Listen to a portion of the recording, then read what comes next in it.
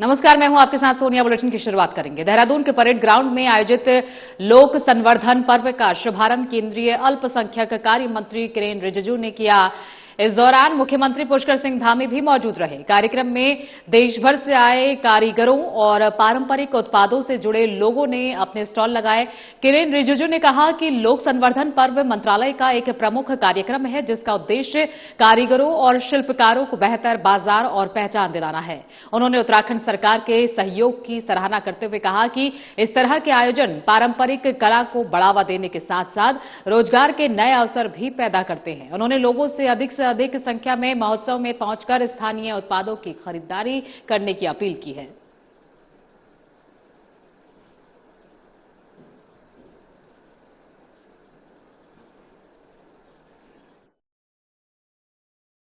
लोक संवर्धन पर्व हमारे माइनॉरिटी अफेयर्स मंत्रालय का सबसे बड़ा कार्यक्रम है। वैसे तो बहुत कार्यक्रम चलते हैं, हम इंफ्रास्ट्रक्चर के लिए भी मदद करते हैं और कई स्किलिंग का, ट्रेनिंग का कई कार्यक्रम करते हैं, लेकिन पब्लिक फेस के हिसाब से लोक संवर्धन पर्व इसलिए बहुत महत्वपूर्ण है। इसमें जितने भी जो हमारा शिल्पकार होते हैं, जो आर्टिसंस होते हैं और जो पारंपरिक काम से जुड़े हुए लोगों को एक प्लेटफॉर्म देने का काम करते हैं। इस बार उत्तराखंड सरकार ने बहुत अच्छा मदद किया। इसका फंडिंग हम अपना मंत्रालय से पूरा देते हैं, लेकिन यहाँ लोकल सपोर्ट उत्तराखंड सरकार ने बहुत अच्छा सपोर्ट दिया है। मैं इसलिए मुख्यमंत्री धामी जी को मैं विशेष करके धन्यवाद देता हूँ। वो खुद भी यहाँ मौजूद रहे, इससे प्रोत्साहन मिलते हैं, क्योंकि देश भर से भी लोग आए हैं और उत्तराखंड का जो विशेष वस्तु होते हैं, यहाँ के जो कारीगरी का अपना एक अलग पहचान होते हैं, इसको एक प्लेटफॉर्म मिला है। तो इससे रोजगार पैदा होगा। रोजगार पैदा करने के लिए मार्केट चाहिए, क्योंकि आप सामान बनाने से भी अगर आपको मार्केट नहीं मिलेंगे तो फिर आप अपने सामान को बाहर बाजार कैसे ले जाएंगे। तो ये बहुत बड़ा एक प्लेटफॉर्म हमने क्रिएट किया है। उत्तराखंड सरकार द्वारा प्रदेश में लगातार किए जा रहे विकास की प्रशंसा करते हुए केंद्रीय मंत्री किरेन रिजिजू ने रिजर्व प्लान का भी जिक्र किया। उन्होंने कहा कि अब प्रदेश में बेहतर सड़क बनाना शुरू किया, हाईवे बन रहे हैं, ये सब विकास हो रहा है, लोग वापस आ रहे हैं। केंद्रीय मंत्री ने कहा कि मैं दिल्ली में कई लोगों से मिला जिन्होंने कहा कि हम उत्तराखंड वापस जा रहे हैं। पहले पहाड़ों में सुविधा नहीं थी, लेकिन अब सुविधाएं हैं, इसीलिए अब रिवर्स पलायन हो रहा है और लोग शहरों से पहाड़ों की ओर लौट रहे हैं। अब चुनाव है तो लोगों को लगेगा कि राजनीति करेंगे, लेकिन ये धरातल की वास्तविकता है।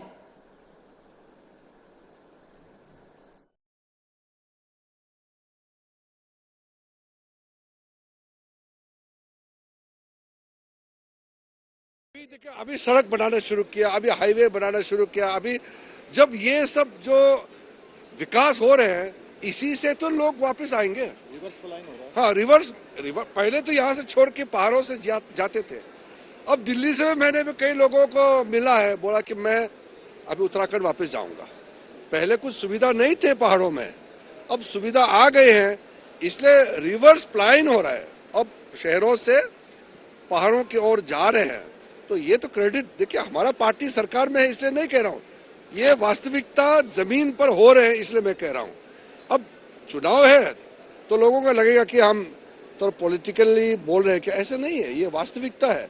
और मुख्यमंत्री जी अभी साथ में खड़ा है, इसलिए नहीं बोल रहा हूँ। अगर ये नहीं होते साथ में तो मैं ज्यादा तारीफ करना था, और इतना अच्छा काम किया है तो अभी सामने में कम। भारी बारिश के चलते देहरादून की विजय कॉलोनी स्थित खाला बस्ती में एक सुरक्षा दीवार ढह जाने से 2-3 मकानों को नुकसान पहुंचा है। हादसे में विमला देवी नामक महिला घायल हो गई, जिनके पैर में चोट आई है। उन्हें उपचार के लिए दून अस्पताल भेज दिया गया है। घटना की सूचना मिलते ही कैबिनेट मंत्री गणेश जोशी तत्काल मौके पर पहुंचे और प्रभावित क्षेत्र का निरीक्षण कर स्थिति का जायजा लिया। उन्होंने अधिकारियों से राहत और बचाव कार्यों की जानकारी ली। डीएम देहरादून को निर्देश दिए कि प्रभावित परिवारों को तत्काल हर संभव सहायता उपलब्ध कराई जाए और राहत व बचाव कार्यों में किसी प्रकार की लापरवाही न बरती जाए। इस दौरान कैबिनेट मंत्री गणेश जोशी ने संबंधित विभागों को क्षेत्र में सुरक्षा व्यवस्था सुनिश्चित करने, संभावित खतरे वाले स्थानों की निगरानी करने और आवश्यकता पड़ने पर प्रभावित परिवारों को सुरक्षित स्थानों पर स्थानांतरित करने के निर्देश दिए। कैबिनेट मंत्री गणेश जोशी देर रात तक घटनास्थल पर मौजूद रहे। स्वयं ग्राउंड पर रहकर राहत और बचाव कार्यों की लगातार मॉनिटरिंग कर रहे हैं। उन्होंने डीएम और संबंधित अधिकारियों को मौके पर रहकर राहत और बचाव कार्यों में तेजी लाने, प्रभावित परिवारों को हर संभव सहायता उपलब्ध कराने और स्थिति का लगातार नजर बनाने के निर्देश दिए हैं।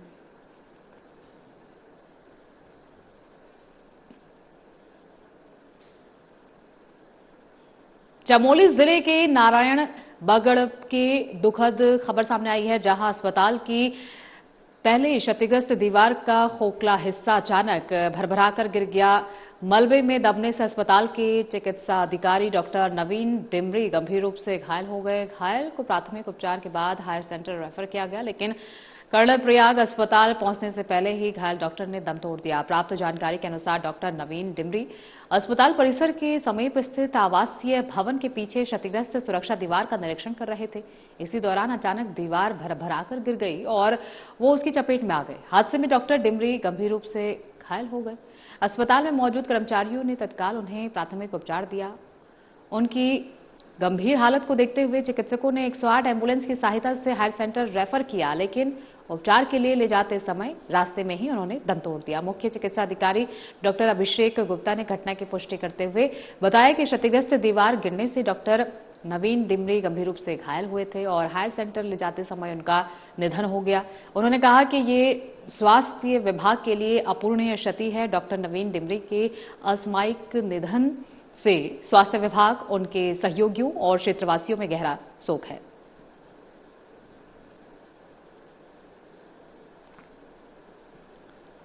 हल्द्वानी लालकुआं मार्ग स्थित 3 पानी फ्लाईओवर पर भीषण सड़क हादसा हो गया, जहां स्कॉर्पियो और स्कूटी की टक्कर में 3 युवकों की मौके पर ही मौत हो गई, जबकि एक युवक गंभीर रूप से घायल हो गया। हादसे के बाद क्षेत्र में अफरा तफरी मच गई और मौके पर पहुंची पुलिस ने घायलों को तत्काल अस्पताल पहुंचाया, जहां चिकित्सकों ने 3 युवकों को मृत घोषित कर दिया है। पुलिस के अनुसार स्कॉर्पियो से जियोली कोट की ओर जा रही, जबकि स्कूटी पर सवार युवक फ्लाईओवर पर थे। टक्कर इतनी जबरदस्त थी कि स्कूटी पूरी तरह से क्षतिग्रस्त हो गई।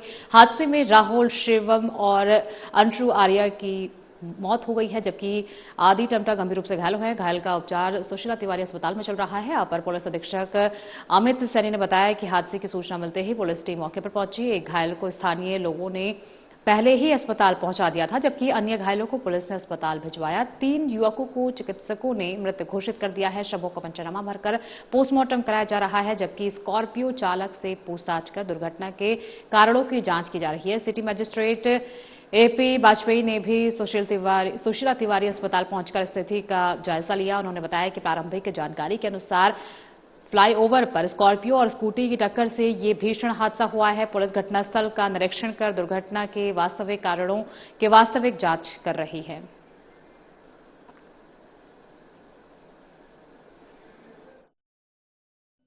बारह के माध्यम से सूचना मिली थी कि 3 पानी एक एक्सीडेंट हुआ है, जिसमें एक स्कॉर्पियो गाड़ी और स्कूटी आपस में टकराई है। तो मौके पे मैं स्वयं और थाना प्रभारी हमारे और रिटर्निंग सीओबी ने और बाकी समस्त फोर्स मौके पर पहुंचे थे। तो वहाँ देखा कि 3 लोग घायल अवस्था में पड़े थे और एक उनसे पहले ही एक को स्वयं किसी के द्वारा हॉस्पिटल पहुंचाया गया था। तो अभी जानकारी के अनुसार 3 को डेथ घोषित कर दिया गया है, एक का ट्रीटमेंट चल रहा है। बाकी जो डेथ में है उनका पंचायतनामा भर के पोस्टमार्टम की कार्रवाई करवाई जा रही है और जो एक घायल है उसका ट्रीटमेंट हो रहा है। फिलहाल वक्त हो गया एक छोटे से ब्रेक का। ब्रेक के बाद फौरन लौटेंगे, बन रही है हमारे साथ।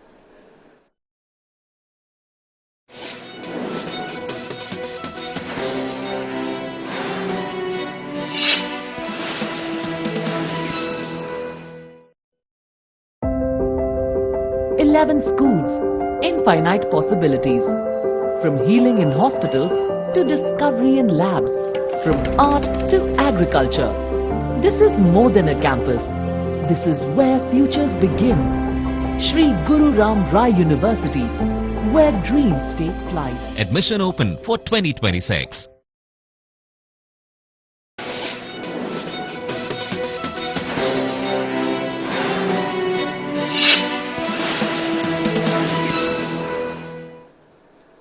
ब्रेक के बाद एक बार फिर स्वागत है। खबरों में आगे बढ़ेंगे। देहरादून स्थित आवास पर उत्तराखंड सरकार के कैबिनेट मंत्री एवं नैनीताल जिले के प्रभारी मंत्री खजान दास से वरिष्ठ पत्रकार एवं समाजसेवी राहुल सिंह धर्मवाल ने शिष्टाचार भेंट की। इस दौरान रामनगर विधानसभा क्षेत्र के ग्रामीण इलाकों की क्षतिग्रस्त सड़कों, बुनियादी सुविधाओं और क्षेत्र के विकास से जुड़े विभिन्न मुद्दों पर विस्तार से चर्चा की गई। राहुल सिंह धर्मवाल ने बताया कि रामनगर के ग्रामीण क्षेत्रों में सड़क, पेयजल और अन्य मूलभूत सुविधाओं को लेकर लोगों को कई समस्याओं का सामना करना पड़ रहा है, जिनका शीघ्र समाधान होना चाहिए। साथ ही रामनगर के आपदाग्रस्त क्षेत्र और नदी किनारे रहने वाले लोगों और नदियों के दूसरे छोर पर रहने वाले ग्रामीणों को आपदा में तत्काल राहत और जन क्षेत्रों में प्रशासन की तैनाती को लेकर भी प्रभारी मंत्री से वार्ता की है। उन्होंने इस समस्याओं के समाधान के लिए प्रभारी मंत्री से आवश्यक कार्रवाई का आग्रह किया है, जिसके बाद प्रभारी मंत्री खजान दास ने जल्द जनपद दौरे की बात कही, सभी समस्याओं का हल निकालने की बात कही है।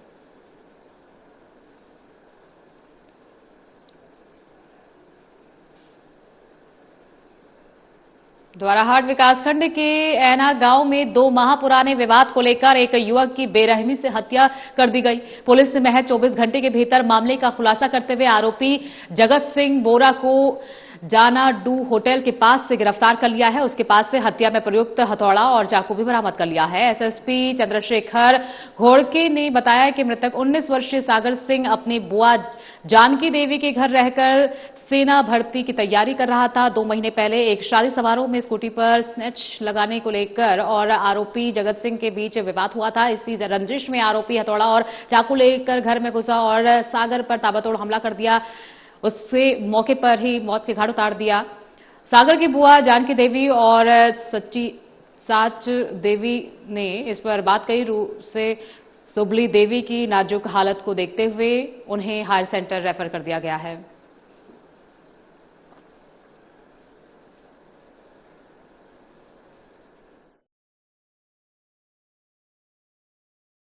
जुलाई को कोतवाली रानीखेत में हमें सूचना प्राप्त हुई थी लगभग 8:15 बजे के 8:11 के आसपास कि ग्राम ऐना में एक व्यक्ति की हत्या हो गई है और 2 महिलाएं जो है घायल हैं। तो इस सूचना पर जो है कोतवाली रानीखेत और हमारे नजदीकी थानों का भी फोर्स इसमें रवाना हो गया था।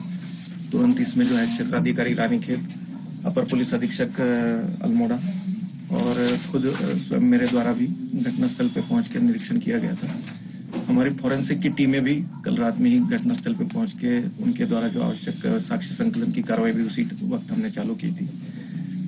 इस पूरे घटनाक्रम में इस जो मृतक के फुफेरे भाई हैं नीरज बोरा, इनके द्वारा एप्लीकेशन दी गई थी और इनके द्वारा बयान भी दिए गए कि अभियुक्त जगत सिंह बोरा पुत्र पान सिंह बोरा निवासी ग्राम ऐना, इनके द्वारा जो है मेरे भाई जितेंद्र सिंह उर्फ सागर बिष्ट, इनकी गले पर चाकू से वार करके हत्या की गई।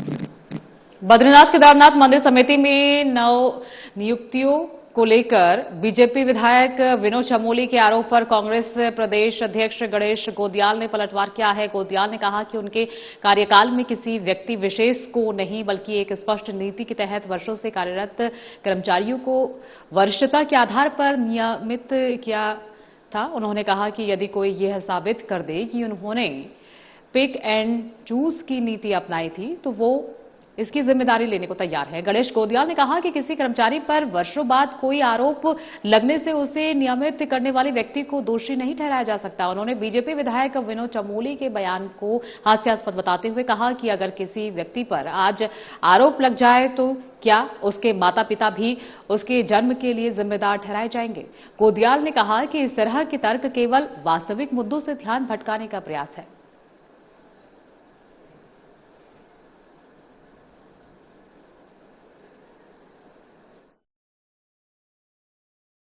नहीं, नियुक्ति नहीं कहा। विनोद चमोली जी का मैंने सुना और मैं प्रश्नकर्ता पत्रकार साथियों का बहुत धन्यवाद कहना चाहूंगा कि इन्होंने इस प्रश्न को उकेरा। विनोद चमोली जी, माननीय विधायक जी ने ये कहा कि गणेश गोदियाल जी के समय वो तथाकथित व्यक्ति बद्रीनाथ केदारनाथ मंदिर समिति में परमानेंट हुआ।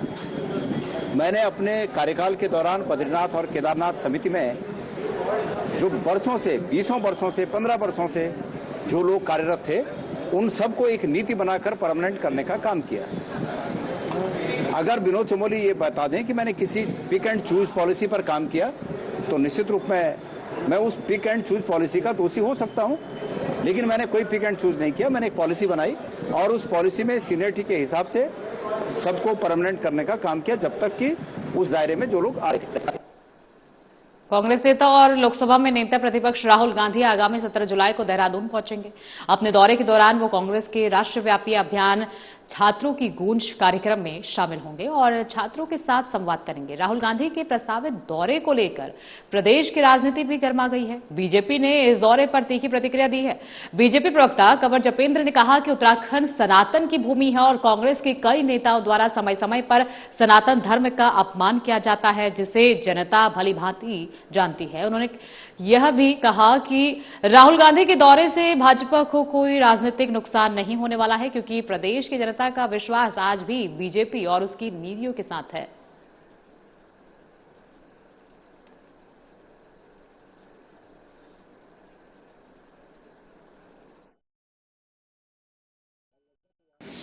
दो 2027 का चुनाव सर पर है, ऐसे में प्रभारी संगठन महासचिव अब राहुल गांधी दोबारा से कैसे देखते हैं? उत्तराखंड सनातन का द्वार है, सनातन की भूमि है, देवलोक है। बद्रीनाथ, केदारनाथ, गंगोत्री, यमुनोत्री, हेमकुंड साहिब। और कांग्रेस ने सबसे ज्यादा अगर अपमानित और अगर नुकसान करा है तो सनातन का ही करा है। तो हमें लगता है कि शायद उन्हें ये बात समझ में आ गई है और बार बार सनातन की भूमि पर आकर मन ही मन माफी मांगना, मन ही मन देवी देवताओं से याचना करना और कांग्रेस को पुनः जीवित करने की मंशा से वो उत्तराखंड की ओर अपना दौरा जारी रखें। लेकिन इससे होगा क्या? जब तक आप जनता के सामने खुले मन से सनातन के प्रति किए गए पापों की माफी नहीं मांगते, सार्वजनिक माफी नहीं मांगते, धामों पर जाकर माथा नहीं रगड़ते, अपने कुकर्मों और अपने राष्ट्र विरोधी गतिविधियों के लिए माफी नहीं मांगते, सेना के लिए, सैनिकों के लिए कहे गए अपमानजनक शब्दों के लिए आप धामों पर जाकर नाक नहीं रगड़ते, माफी नहीं मांगते, तो हमें नहीं लगता कि भारतवर्ष की जनता, भारतवर्ष के लोग और विशेष रूप से उत्तराखंड के लोग आपको माफ कर। जिले के सुप्रसिद्ध पौराणिक जागेश्वर धाम में आगामी 16 जुलाई से शुरू होने वाले ऐतिहासिक श्रावणी मेले की तैयारियां जोरों पर है। मेले के भव्य शुभारंभ के अवसर पर मुख्यमंत्री पुष्कर सिंह धामी का आवागमन प्रस्तावित है। मुख्यमंत्री के दौरे और मेले के सफल संचालन को देखते हुए जिला प्रशासन पूरी तरह अलर्ट मोड पर है। तैयारियों को अंतिम रूप देने और व्यवस्थाओं को परखने के लिए जिलाधिकारी अंशुल सिंह ने शनिवार को जागेश्वर क्षेत्र का सघन स्थलीय निरीक्षण किया। इस दौरान उन्होंने अधिकारियों को सभी कार्य समयबद्ध और गुणवत्तापूर्ण तरीके से पूरे करने के कड़े निर्देश दिए। निरीक्षण कार्यक्रम की शुरुआत करते हुए जिलाधिकारी सबसे पहले वृद्ध जागेश्वर पहुंचे, जहां उन्होंने भगवान शिव की विधिवत पूजा अर्चना कर जनपद व प्रदेश की सुख समृद्धि की कामना की। इसके बाद उन्होंने मुख्यमंत्री के प्रस्तावित भ्रमण कार्यक्रम के मद्देनजर सुरक्षा, स्वच्छता और सौंदर्यीकरण से जुड़ी व्यवस्थाओं का बारीकी से निरीक्षण किया। जागेश्वर धाम पहुंचकर जिलाधिकारी ने मंदिर परिसर समेत पूरे मेला क्षेत्र का भ्रमण किया। उन्होंने अधिकारियों को निर्देशित करते हुए कहा कि श्रावणी मेले में देश विदेश से भारी संख्या में श्रद्धालु पहुंचते हैं। ऐसे में श्रद्धालुओं और आगंतुकों को किसी भी प्रकार की असुविधा न हो, सभी विभागीय आपसी समन्वय के साथ तय समय के भीतर अपनी व्यवस्था सुनिश्चित कर ले। जागेश्वर धाम के बाद जिलाधिकारी गरुड़बांज पहुंचे, राज्य स्तरीय हरोला पर्व का शुभारंभ किया। इस अवसर पर यहां एक विशाल बहुउद्देशीय शिविर का आयोजन भी प्रस्तावित है। जिलाधिकारी ने कार्यक्रम स्थल, मुख्य मंच, बैठक व्यवस्था, विभागीय स्टॉल, पार्किंग और पौधारोपण स्थल का निरीक्षण कर संबंधित अधिकारियों को आवश्यक दिशा निर्देश जारी किए।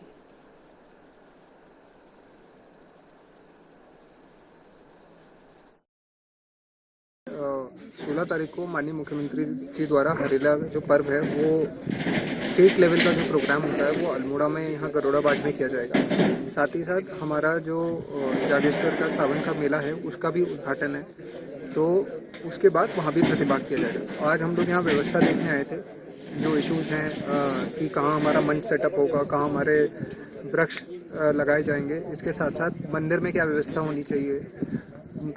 जितने भी प्रतिनिधि मंडल हैं, चाहे वो व्यापार के हों, चाहे वो पुजारी हों, चाहे वो जो फड़ लगाने वाले हों, उनकी समस्याएं सुनी और हमने कोशिश करी है कि इन सभी का हल निकाल सकें। और बड़ा ही भव्य आयोजन करने वाले, और हम इस आपके माध्यम से मैं आप सभी को आमंत्रित भी करता हूँ कि आप बढ़ चढ़ के इस मेले में भाग लें।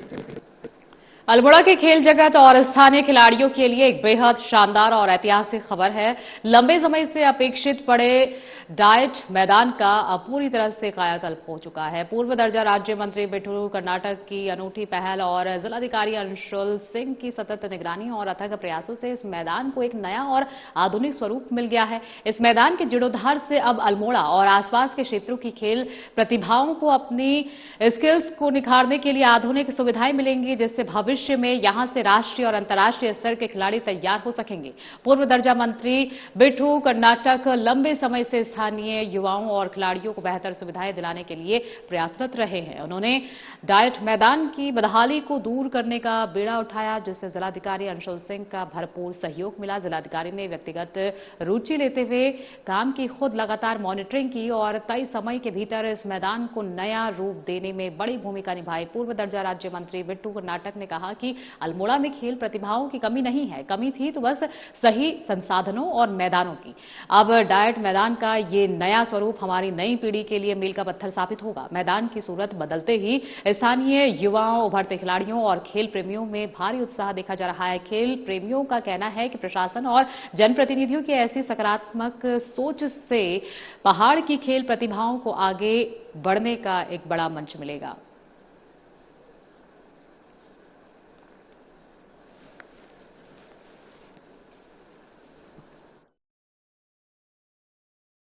प्रयासरत थे कि ये खिलाड़ियों के लिए एक अच्छा मैदान बने, और मैं तो सरकार का भी और जिलाधिकारी जी का दोनों का आभार प्रकट करना। तो माननीय मुख्यमंत्री जी चाह रहे हैं कि युवा खेलों से जुड़े, और हमारा ये प्रयास है कि युवा खेलों से जुड़ेगा, शारीरिक दक्षता के खेलों से जुड़ेगा तो निश्चित तौर पर नशे से दूर रहेगा, और ये हमारी सरकार की प्राथमिकता है। और इसमें बहुत महत्वपूर्ण भूमिका जिलाधिकारी जी ने निभाई है कि हम अंतर्राष्ट्रीय सुविधाओं के युक्त पिच अब अपने खिलाड़ियों को दे रहे हैं। जो अल्मोड़ा में आज तक पिच नहीं थी, कुमाऊं में हमारे पास अच्छी पिचें नहीं थी, जिसमें हम टर्फ विकेट जिसे कहते हैं, जिसमें एकता बिष्ट ने अभ्यास करके आज अंतर्राष्ट्रीय स्तर पर हमारे अल्मोड़े का, भारत का नाम रोशन किया। आज ऐसे खिलाड़ी बाहर से निकलेंगे निश्चित तौर पर आने वाले समय में क्रिकेट के, और उसके अलावा भी यहाँ ताइक्वांडो भी चल रहा है, यहाँ बॉक्सिंग भी चल रही है। शारीरिक दक्षता के खेलों में हम और हमारी सरकार और हमारा प्रशासन लगातार प्रयासरत है। बुलेटिन में फिलहाल के लिए इतना ही। एक नजर डालेंगे आज की बड़ी खबरों पर।